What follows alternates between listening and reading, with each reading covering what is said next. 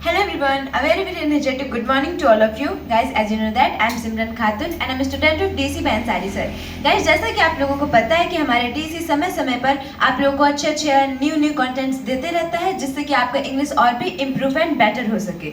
So आज इसी तरह हम एक न्यू सीरीज लेकर आए हैं प्रीपोजिशन वर्ड. DC में अभी तक बहुत सारे प्रीपोजिशन वर्ड्स हो चुके हैं. आज है हमारा next and new preposition word. So without any further delay let's start the topic. आज है हमारा प्रीपोजिशंस. इसका हिंदी होता है संबंध सूचक अव्यय अथवा पूर्व सर्ग. ये प्रीपोजिशंस का हिंदी होता है ये संबंध सूचक अव्यय अथवा पूर्व सर्ग. सो आज का हमारा कौन सा प्रीपोजिशन वर्ड है आइए देखते हैं. आज का हमारा प्रीपोजिशन सीरीज है आउट ऑफ. आउट ऑफ का यूज हम दो तरीके से करते हैं, यानी इसके दो प्रकार होते हैं. दो जगहों पे हम आउट ऑफ का यूज करते हैं. तो कहाँ पर और कैसे करते हैं आइए देखते हैं. सो आउट ऑफ का फर्स्ट यूज है से बाहर, बाहर निकलना या किसी जगह को छोड़ना. यानी कि जब किसी सेंटेंस में ये से बाहर जाना या किसी चीज को छोड़ना, किसी भी सेंटेंस में ये शब्द में से कोई भी आए तो वहां पे हम आउट ऑफ का यूज करते हैं. तो आइए जैसे कि से बाहर का इंग्लिश हो गया आउट ऑफ, बाहर निकलना का हो गया टू गो आउट, या किसी जगह को छोड़ना का लीव सम प्लेस. तो यहाँ पे ये सब में से कोई भी आए तो हम आउट ऑफ का यूज कर सकते हैं. सो आइए इसका एग्जाम्पल देखते हैं. जैसे कि मैं घर से बाहर निकल रहा हूँ. यहाँ पे आया से बाहर, तो से बाहर के लिए हम यहाँ पे आउट ऑफ का यूज करेंगे. तो मैं घर से बाहर निकल रहा हूँ. तो आइए इसका हम इंग्लिश ट्रांसलेट करते हैं.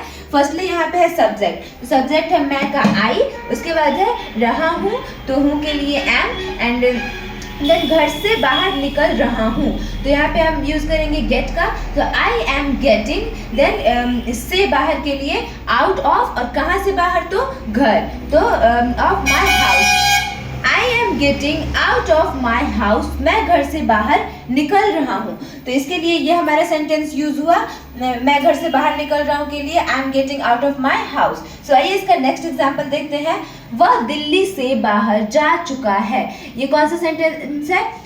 यहाँ पे भी आ रहा है से बाहर, तो यहाँ पे भी हम आउट ऑफ का यूज करेंगे. तो वह दिल्ली से बाहर जा चुका है, ये है प्रेजेंट का परफेक्ट टेंस. तो इसलिए यहाँ पे हम सब्जेक्ट वह का ही एंड हेल्पिंग वर्ब चुका है के लिए ही के साथ हैज का यूज करेंगे. ओके, देन यहाँ पे जाना, तो इसमें कौन सा वर्ब का थर्ड फॉर्म यूज होता है. तो ही हैज गॉन. देन कहाँ से बाहर आया, तो से बाहर के लिए हम आउट ऑफ का यूज करेंगे. उसके बाद कहाँ से, तो दिल्ली से. तो दिल्ली के लिए यहाँ पे लिखेंगे हम दिल्ली.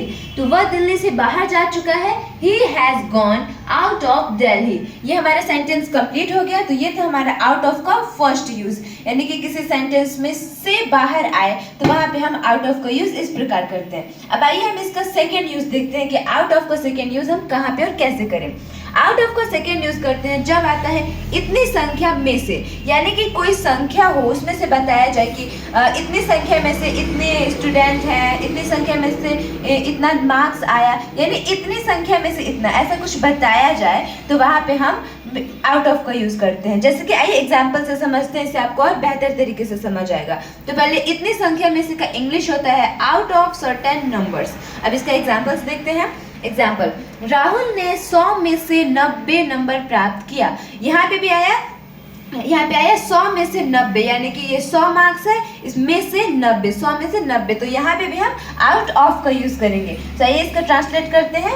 राहुल ने 100 में से 90 नंबर प्राप्त किया. तो राहुल का यहाँ पे सब्जेक्ट राहुल, उसके बाद प्राप्त किया. तो प्राप्त किया के लिए लिखेंगे स्कोर्ड.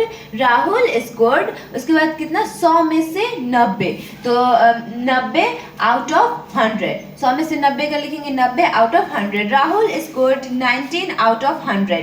तो ये हमारा ये सेंटेंस कंप्लीट हो गया. अब आइए इसका नेक्स्ट एग्जांपल देखते हैं. 15 में से केवल 2 ही विद्यार्थी है.